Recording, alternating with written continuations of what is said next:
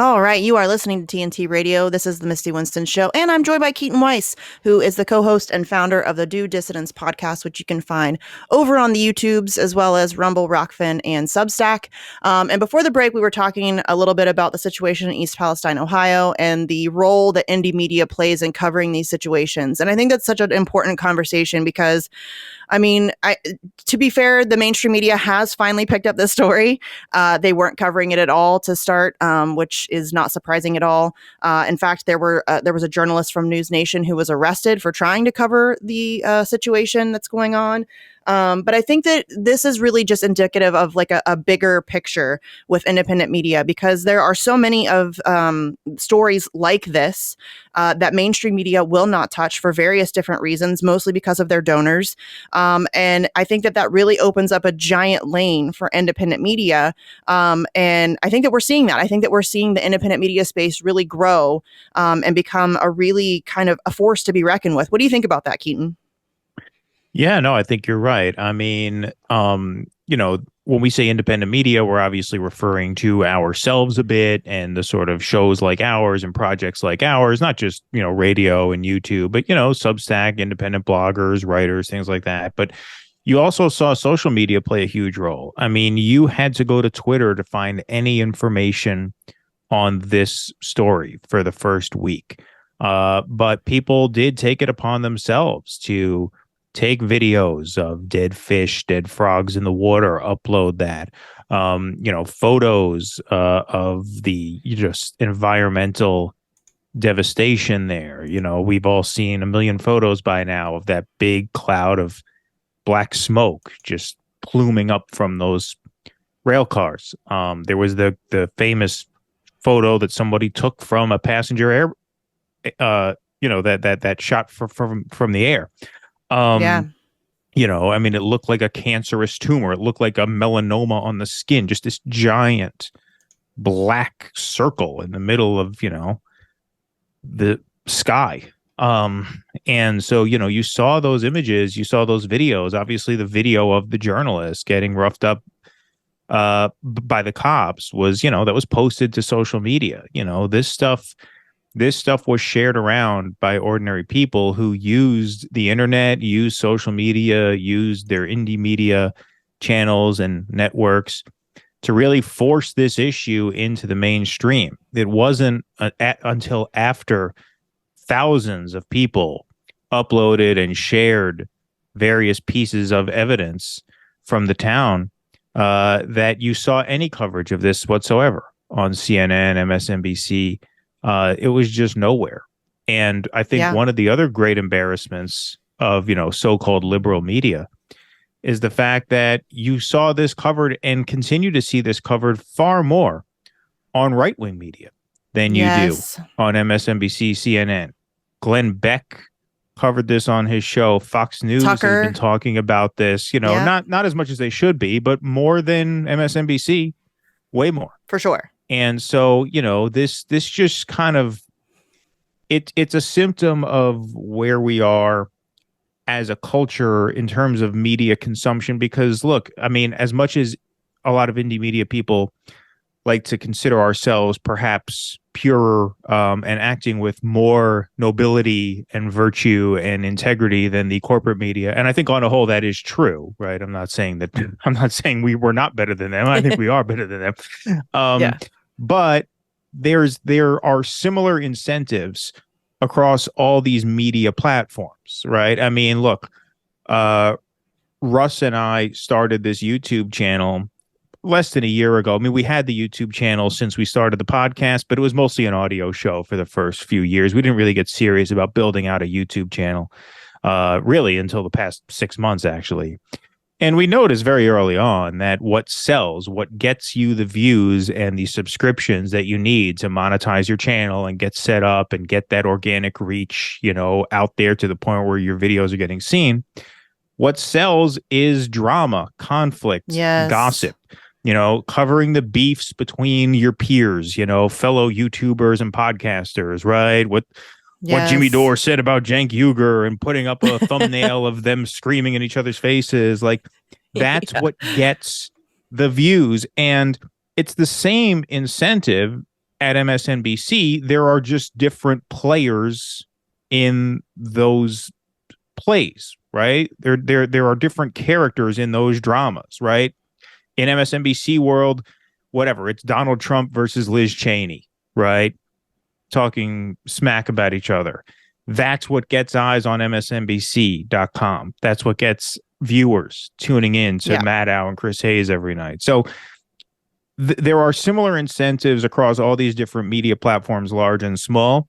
And so I don't want to act like we in the indie space are above pandering to an audience. We're not. In fact, to a certain extent, we have to. Russ and I cover a lot of those little beefs and gossips and things like that. We tend to only cover the real small stuff, the petty stuff, when we have something to add to it. We won't just cover a feud for the sake of covering a feud. We'll cover it when it touches upon an issue that we feel we have something to add to it. But what my sort of main point is that we have to understand that we can fall victim to the same sorts of games that plague the corporate media. And so when a story like East Palestine comes around, we all have to give a little bit of that growth up in order to do the right thing and cover this. We are not stupid. We know that a video on East Palestine, Ohio is going to get far fewer views than a video about Brianna Joy Gray and Vosh screaming at each other. We understand. Right. We have to be willing to take those losses, because otherwise, really, what are we doing?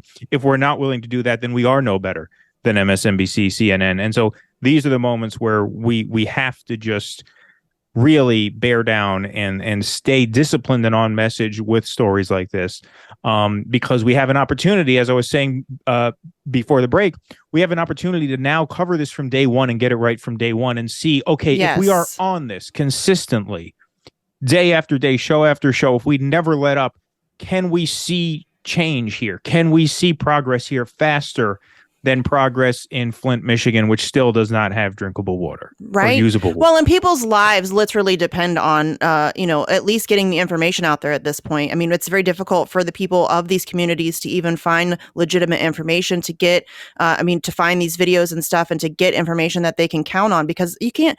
Does anybody trust the EPA? I know I don't. And what you just said, I think, is really interesting. I've been talking about this for a while with a lot of my peers in independent media, because there is this incentive to cover the drama. And to what I think is most interesting is that despite the fact that we're not in the independent media space, they're not corporate funded. There's no corporate dollars coming in, but they are dependent on viewer funding. And so I think there comes a time where once you get big enough and it becomes your income, it becomes your living, the way that you're making a living, you then start to maybe even subconsciously attempt to appeal to the broadest base of people. So you start covering things a little bit differently.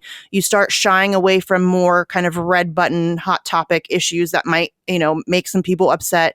And I think that that's something that we've seen a lot over the last, really since like 2015, 2016, when independent media really started to boom. I think Kyle Kulinski, if I'm going to call somebody out, I think Kyle Kulinski is a great example of this. He started getting big, and I think he started tailoring his coverage to make sure that he would be as milquetoast and inoffensive as possible. And I think a lot of people do that. And what you said about the appeal of covering the drama, that irritates me so much, because I don't do the drama stuff. I'm not a fan of watching the drama. I don't want to participate in the drama.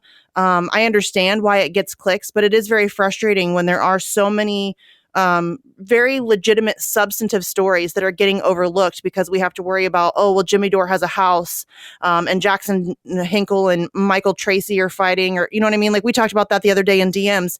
It's just like this weird thing where I don't care. We're about to enter into a nuclear war with Russia. We're starting to go after China. Ohio's on fire. You know what I mean? Like there's other things to cover. So yeah, I think that what you're saying is very interesting. How do you think we avoid that kind of death trap? Because I feel like that is a death trap. I think you have to keep a certain balance, we were DMing about that. I personally can hear people dunk on Michael Tracy forever. It's just music to my ears. It's so fun. It's so funny. And, Russ and I both do this show as a yes, it is a political show and we want to stay on issues, but we also do think of it as a comedy show. Also, we're both theater people from theater backgrounds. We understand the importance of putting on a show, and so Entertaining, we do find entertainment value to be actual value. I don't want to go too extreme in the other direction and say that people who focus on the drama and the beefs and stuff, if we can add something to it, if we can have a good time, if we can have fun with it, give our audience in the live chat a chance to bond over their mutual disdain for whatever figure we are going after. I think that's all well and good. I think it can be useful if and this is huge, if you do the substantive issues alongside it, because our audience has tripled in the past 3 months. The big break that we got was just doing a mystery science theater comedy show about the Vanguard's interview with the journalist Aaron Mate.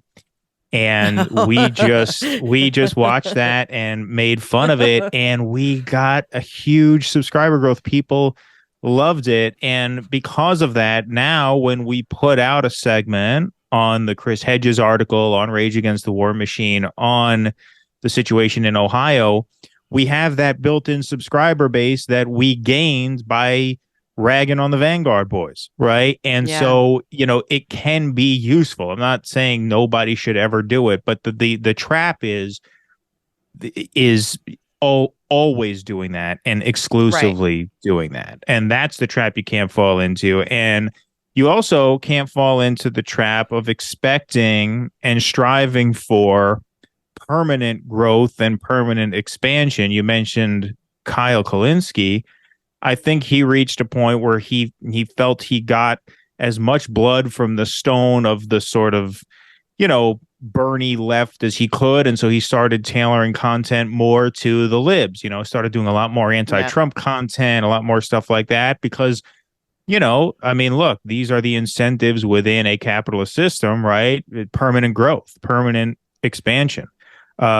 Russ and I don't have those sorts of ambitions. We would love to be able to make a living at this. We would love to be able to do this full time. This is what we love to do. I'm a gig worker. That's my day job. I deliver DoorDash and Uber Eats and things like that. So I always tell people, when you sign up at our Patreon or Substack, or when you donate a super chat, or even when you watch a video that we make a few cents on, you're taking money out of Uber's pocket, right? All you're doing is, creating more time for me to do this kind of stuff, as opposed to working for some gig app.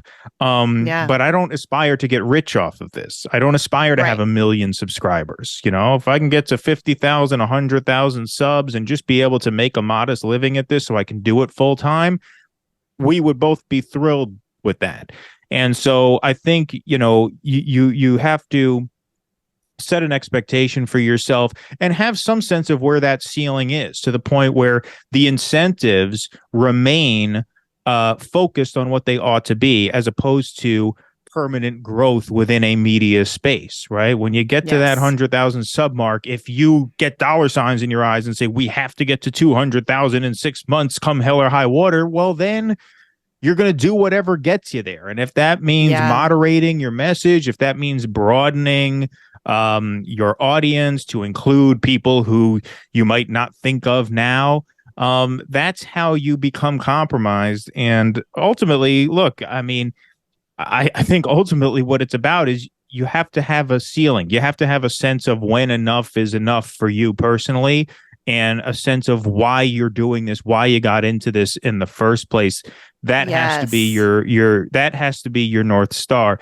If that's not, you're going to become as corrupted as a Don Lemon or a Chris Cuomo or a Rachel Maddow, right? You're really not much different from those people at that point.